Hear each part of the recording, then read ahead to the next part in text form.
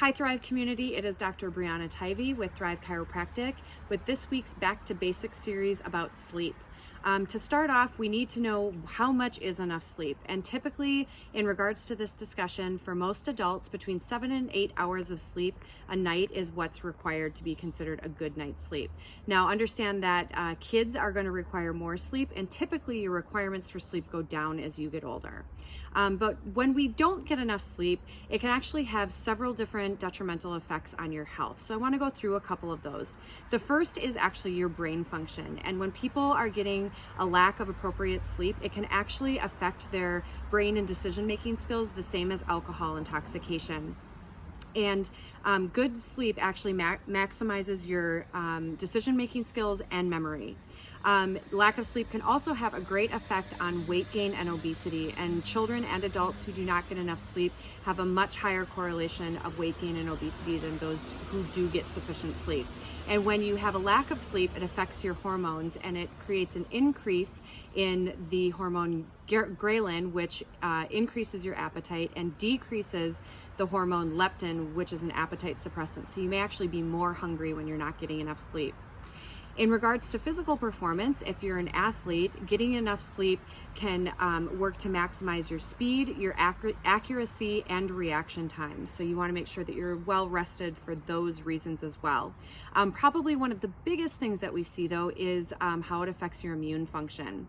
A lack of sleep really depresses the ability of your immune system to function appropriately. And in fact, a study was done where they injected or gave the common cold to a sample of people through nasal spray, and those folks who were getting less than 6 hours of sleep a night were 3 times more likely to get sick than those who weren't. So especially going into this cold and flu season, and as well in this time of COVID, we want to make sure that we're doing everything to keep that immune system nice and healthy, which includes getting enough sleep.